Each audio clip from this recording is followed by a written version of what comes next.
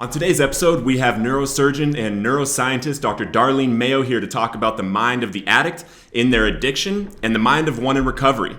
Also, we're going to be talking about the 5 mind hacks on how you can take back your life and your dreams in your recovery. I'm Adam Vibe Gutton, and this is the Recovered on Purpose show. The black represents the darkness from which we came. The white represents the light in which we now live.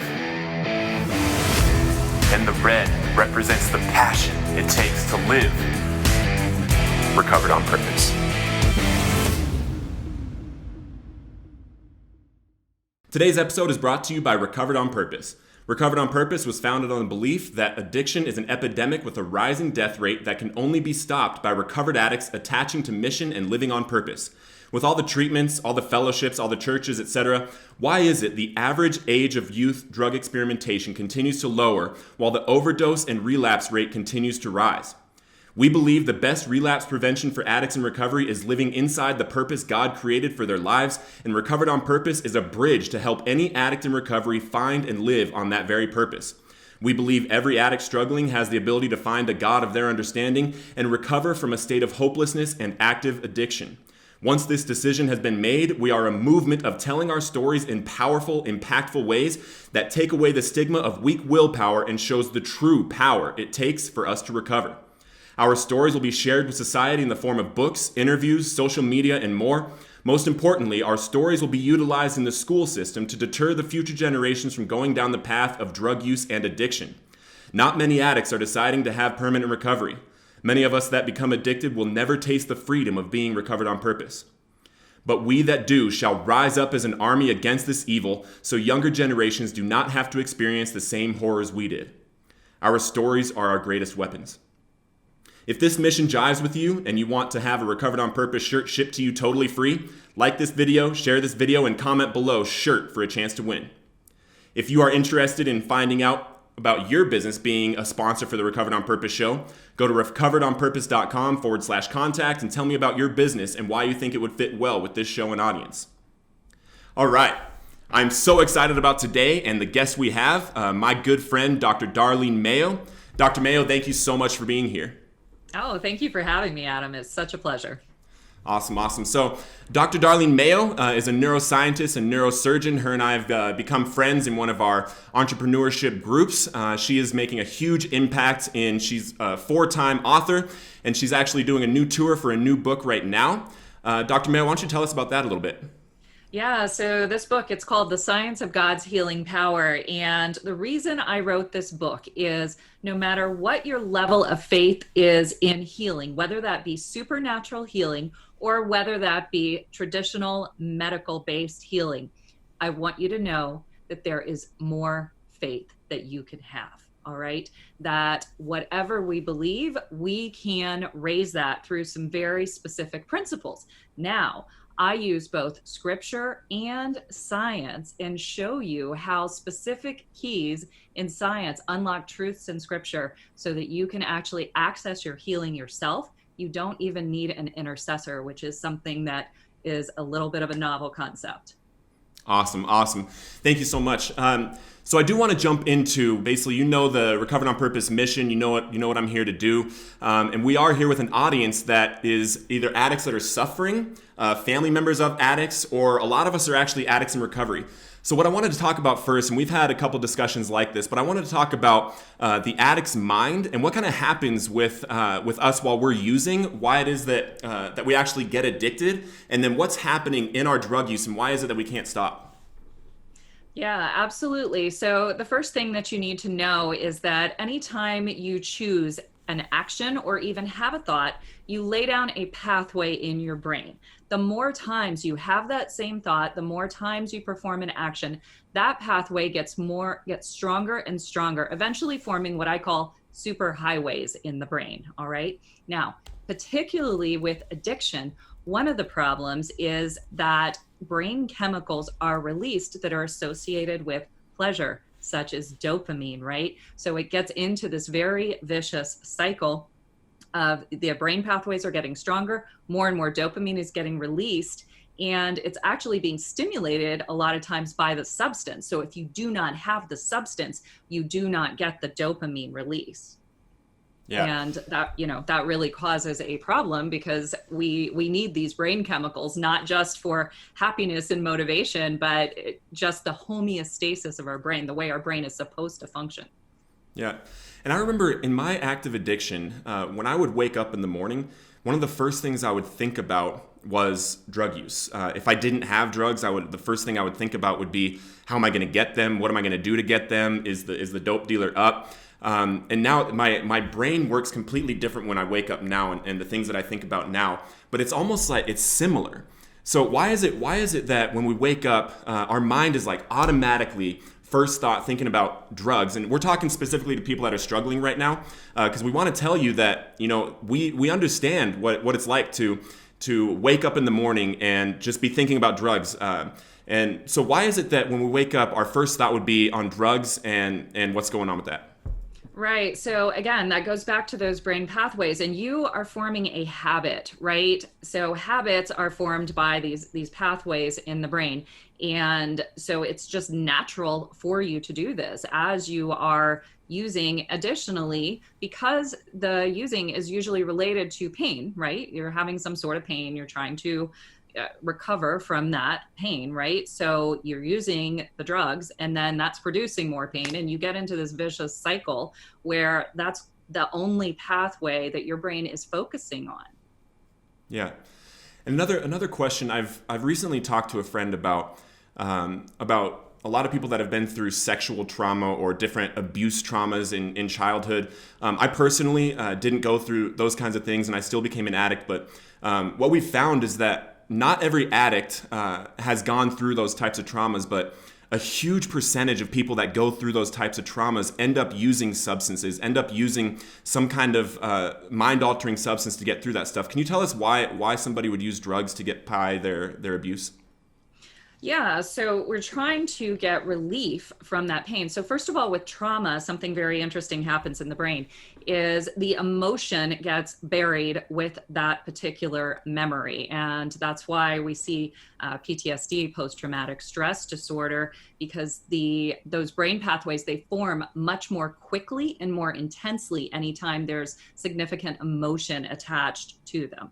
So what happens is your brain is actually trying to protect you, is what's going on. And it cannot keep up with the amount of dopamine, serotonin, all these other brain chemicals that need to be made in order to release that pain, right? So enter substances, right, which cause that instant release and help to give this overall feeling, at least initially, that alleviates that pain. Dopamine, it will relieve pain, not only emotional pain, but actually physical pain as well. So that's one of the reasons why people look to substances for this. Yeah.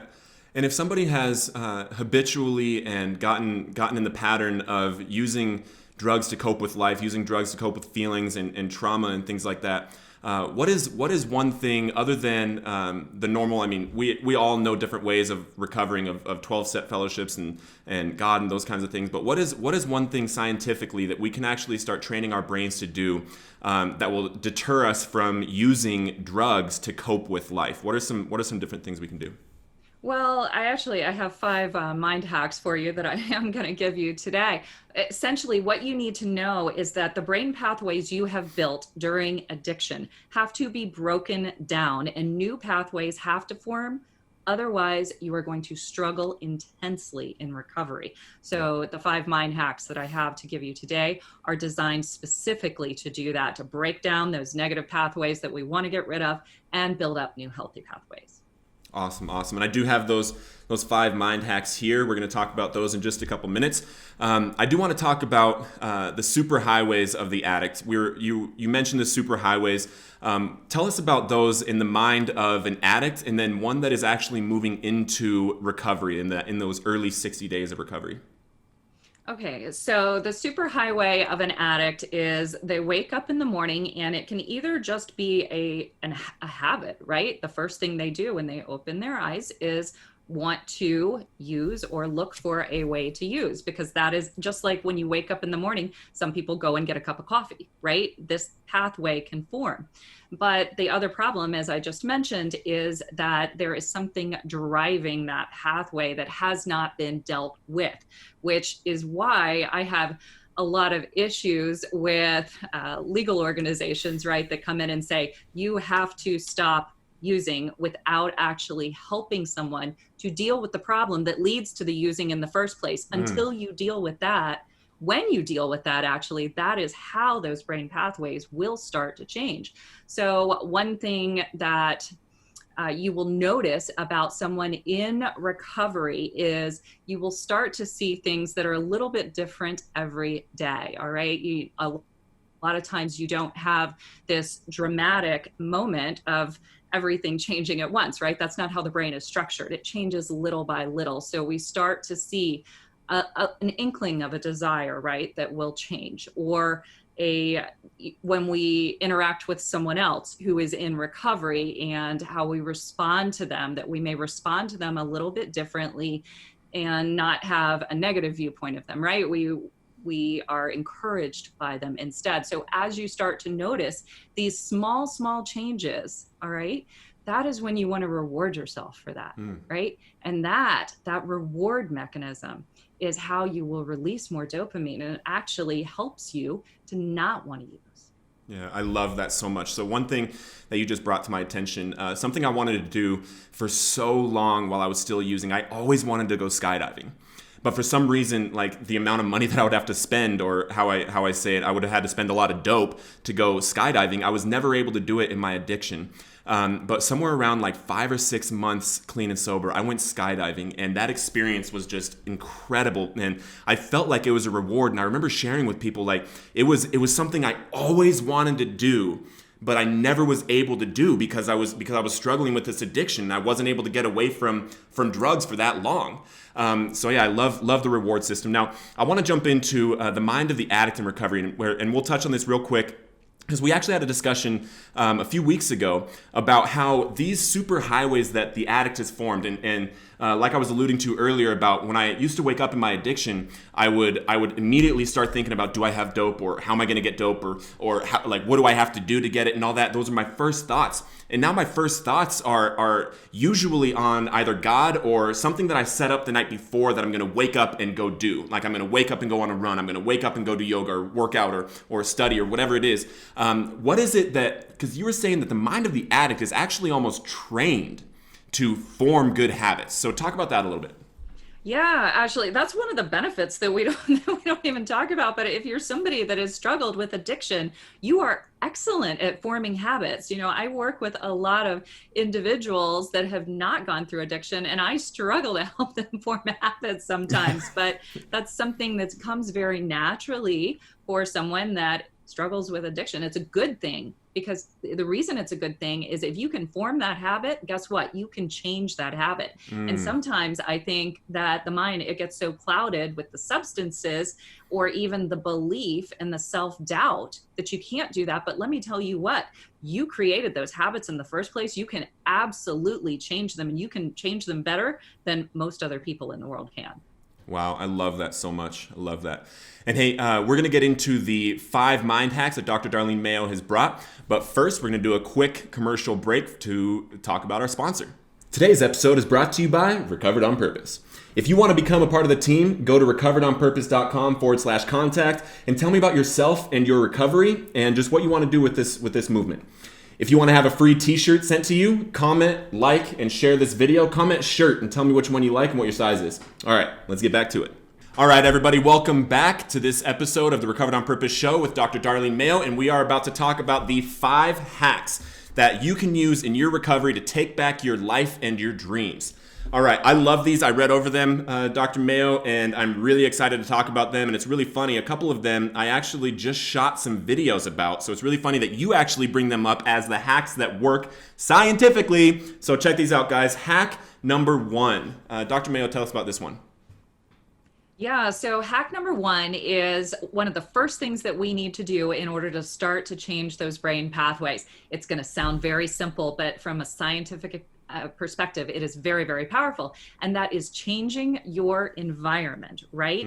That can have to do with even changing a physical location of where you are, changing the people that you surround yourself with. And you've heard this before. This is not new. But what happens is that actually forces your brain pathways to change, even simply changing a location, which is why going away to a rehabilitation center can be a very powerful first step. All right. Now, your brain, it is required. It cannot continue on that same pathway if you're not in the same place, if you're not interacting with the same people. It is forced to start to form new pathways. So that's why that works so effectively.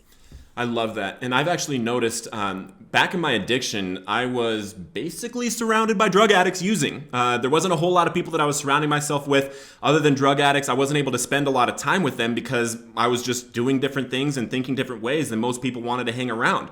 And now in recovery, I noticed that the people that I'm searching for and the people that I'm seeking to be in my circle, to be in this movement and stuff, is all about like that passion that they have, the intensity, the dreams that they have, the visions that they have for themselves. And I love it when people actually talk about something that they want to do and then I watch them do it. That's like my favorite thing about the people in my circle. It's not about like big audacious goals. It's not about this gigantic thing and this amount of money or this whatever you want to do, but it's actually like somebody telling me they're going to do something and then them doing it. And I love that because it actually, and that's what triggers my mind. And I notice that when people around me say they're going to do something and then they do it, it causes me to be stronger with my own word. So that's one thing. I don't know why that just came out, but that's what we're going to stick with right now. So hack number 2, Dr. Mayo, let's talk about this one. Yeah. So hack number 2 is I'm going to bring up something that you mentioned a few minutes ago, is to cause dopamine, one of those happy, motivating brain chemicals, to be released in your brain from something other than the substance. It's really important to redirect those pathways because in the brain of someone in active addiction, only the substance can cause that release, right? Or mostly that is what happens. When you went skydiving, all right, you got a wonderful dopamine burst. So now your brain has associated skydiving with getting a pleasure sensation that you want to have. So I'm going to tell you something. If you had been able to go skydiving during the time that you were in active addiction, that could actually have started to change that brain pathway even right then. What do you mean? If I would have gone skydiving in my active addiction, it would have started helping me get a different dopamine release? Well, right, because you would not have needed the substance at that time that you were doing the skydiving. So you were teaching your brain there was another way to get that dopamine release other than the substance. Wow. Now that can be a hard thing to do, an easy thing to say and a hard thing to do, but it's something powerful that even a small change in what you're doing can help to transition you out of active addiction and start the recovery process. Yeah, and one thing I do want to touch on for anybody out there that's suffering, that's actually using right now, I actually remember I was almost numbed to what I was doing. Most of my drug use was no longer, I didn't even notice that I was getting a whole dopamine release. I didn't even notice that I was getting these things because it was such a low when I wasn't high that the high was almost like normal for me. And I don't even know if I was capable of having feelings when I was using. And one thing that a friend actually said to me this morning while we were on a run that I want to touch on is you don't want to ever, if you ever think that your life is better high than it is sober, that is a lie. Point blank, period. I promise you, as somebody that has just over 3 years now, my life now is 100, 1,000, umpteen times better than I could have ever imagined it even possible while I was using. And I'm really, really glad that I actually waited until I was sober to reward myself with skydiving. And I'm about to go on a trip to Mexico and not have to have a drug dealer down there. I'm about to do all these different things. And even this show right now, this is literally a release for me right now because I'm able to give this back to other people, to give people this this vision that I have, and to give people, like, to show them that this is possible. There's some people out there that are watching right now. You might have known me when I was 60 pounds lighter than I am right now, when I was homeless, when I was shooting up drugs and unable to stop, and you saw me come into the rooms, or you saw me come into church or whatever, and constantly raising my hand asking for help and unable to get it. Guys, I get it, and I want to tell you it is possible, and there's so many things in recovery to reward yourself with. There's so many things that you can't even imagine right now that you even want. Okay, so let's go to hack number 3. Let's talk about that, Dr. Mayo. All right. So hack number 3 is related to your identity and who you believe you are. Now, a major issue is that when you are using or even in recovery, people will refer to you as what? An addict, correct? Right. Now, as long as you associate that with your identity, you are actually covering up your true identity about who you are and how God created you. He created you with unique gifts and talents, right? But if you continue to have this identity of being an addict, then that gets covered up, right? Now, we need to work on ways to reveal that true identity. So hack number 3 is really, however you want to do this, if you want to take online strengths assessments or work with a therapist, but find out those unique parts of you that make you incredibly special and gifted, and really start to show you your purpose for why you're here. And the reason this is important is this: our identity centers in the brain are in the same area as our goal achievement centers. So decisions that you make day to day are very related to how you view yourself. All right. If you view yourself as an addict who will never recover, you are going to make choices that make that true. When you begin to view yourself as, brilliant and powerful and, something to add to the world with all of these gifts, then you start to make choices that actually bear that out. I love that. I love that. And that's actually why this shirt says, I am recovered on purpose. I am is such a strong affirmation, and I use it constantly. And an affirmation that I actually live by right now is, I am the example of what's possible for you when you recover. And that means that there's so many different aspects of life. There's health, there's business, there's finance, there's job, there's family, there's friendships, there's relationships, all these different things. And each one of those we're able to bring this identity into. And we don't have to compartmentalize anymore. Because I remember, just like this COVID stuff right now with these masks, sometimes we wear a mask even when COVID isn't going around. And we wear a different mask for every single place that we go. Maybe we have to be this person for this fellowship, and then we have to be a different kind of person for this family, or when we go to this party, we have to be this other identity. So I think, yes, identity is super strong. And one identity that I took on, that I actually don't call myself an addict anymore. I call myself a recovered addict, because my past is no longer the identity that I've brought into myself in the present.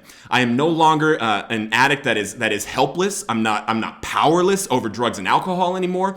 I was given this power within me once I did, and you all know, if you've read the book or if you know my story at all.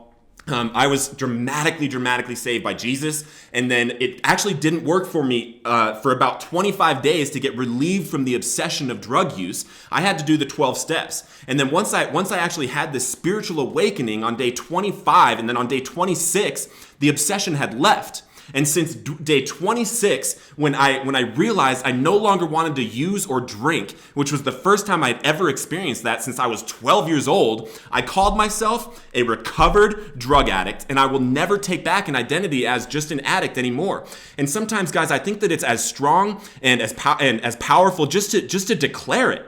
Just to declare it. If you believe what you say and what you speak, it's coming to fruition. It will manifest in front of you if you declare, I am recovered. I am recovered. And then do the work. You have to follow it up, like I was talking about earlier. If you say you're going to do something, if you say you are something, then you have to be and you have to do. There's steps that we have to take. There's things that we have to do in life. Okay, let's go to hack number 4. Dr. Darlene.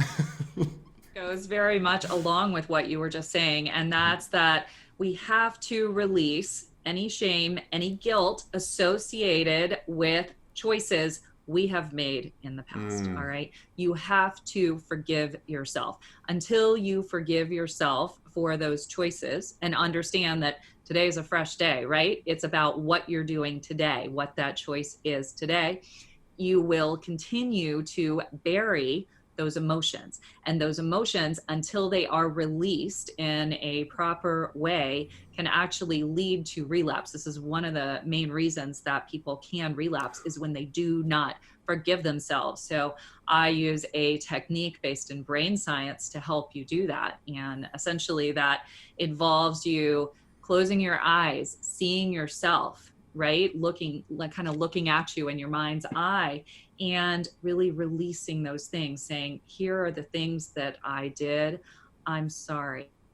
I forgive you, right? You look at yourself and you say that. And if you have a spiritual connection with God, this is so much easier, right? Because then you can imagine, you can see Jesus standing there saying that he forgives you, and that can help you to forgive yourself as well. Right. And to be totally honest with you, I think there's a few things that I still haven't forgiven myself for from my past. And I know we've talked about this, and I do other things in the mirror. I talk to myself in the mirror about other things, but I think this is going to be a strong exercise, and I'm actually going to take this on myself, guys, and talk to myself about some things that I need to forgive myself for. And Dr. Mayo, how can somebody get in contact with you to do this program with you? Yeah, so you can contact me on my website, which is drdarlenemayo.com, and that has a list of all of my programs and group programs, as well as individual. I do a limited amount of individual coaching as well. Awesome. All right, so let's move into hack number 5, which is one of my favorite hacks, which actually might be my favorite hack. So let's talk about this one. Absolutely. And this is the hack, that the reason that we connected initially, because when I heard you talking, I said, do you understand the brain science behind this, right? And that is to have a passion and a purpose to redirect all the energy that you spent while you were using into something helpful. All right. And this is so powerful, because not only are you're taking your focus off of addiction entirely, which is what we want to do. All these other hacks have been about breaking down those negative pathways. This is really where you are starting to create a new life. And as you are spending attention and focus on this passion, your brain pathways start to form. You actually, what happens in the brain, there's this area called the mirror neuron network. What you focus on, what you visualize happening, your brain actually thinks it's already in existence. Okay. Wow. It can't tell the difference between what you're imagining and what is reality. So as we keep this vision, this passion, this purpose in front of our eyes, guess what? Your brain starts forming new pathways that cause you to change your perspective on how you view the world. You can look at something you've seen 1,000 times and see it in a different light. You will respond to people differently, right? So this is so powerful. The other important part of this is, when you have that passion, is it is critical to find a mentor to help you through that, all right, from a number of standpoints. Not only is it accountability, which obviously makes sense, but you actually get an additional release of a brain chemical called oxytocin, which is a trust. It is a bonding chemical. It is a chemical that is released a lot during active addiction. That's why addiction can be social a lot of the times, right? Yeah. It gets released there. But now you're getting that oxytocin release through a mentorship relationship, right? And so you don't need, this is where you transition from not needing the substance anymore, which is so powerful. I love that. And obviously, I have a few different mentors, and guys, in my early recovery, I had what we call a sponsor who took me through the steps and who helped me in that different way. But my mentors have continued to grow and come into my life and help me with different things. But obviously, you guys can see, I've actually struggled. I have struggled in my recovery. And I can tell you that there have been moments in my recovery where I've been struggling with I don't think about relapse, and that has never been really a thought of relapse, but sometimes I just wonder if I even want to be here. And the thing that pulls me through is you guys. It's you. because I believe, and I have this passion and this purpose that I believe that I'm going to be here to show you guys what's possible, that it's possible to recover, it's possible to live a life on mission, on purpose, with passion, and to do the things that you've always dreamed about. And that's why, like, I can get up in the morning and be proud about what I'm doing and be proud about this because I believe that I'm living what I was created to live. And I can tell you, like, there's a whole bunch of things in recovery where people say don't future trip, or you can't promise that you're never going to use again, and this kind of stuff. But I can tell you 100% that I'm living with my God-given purpose, and I will not use again. Period. I'm in this for the permanent long haul, and I'm here for you guys. And if it wasn't for you guys, I wouldn't be here. I don't know if I would have been able to make it through those times without my connection with God and God telling me that I'm here for you. And guys, I just want to say thank you so much for being here for this episode. Dr. Darlene Mayo, thank you so much for giving us your wisdom, your insight, your science. We love you so much. Thank you. Any last words for us, Dr. Mayo? It's my pleasure to be here, and I thank you for inviting me, Adam. And I just want you to know, I want everybody to know who's listening, that your brain can change. It is possible. It happens all the time. We used to believe, actually, even when I went through medical school in the late 1990s, right? We believed that once you reached adulthood, that the majority of brain pathways don't change. Thank God, science has finally caught up. And even if you are 90 years old, your brain pathways can still change. So there is reason to have hope. Wow. Awesome. Thank you so much for being here. And again, guys, I love you so much, and we will see you next time.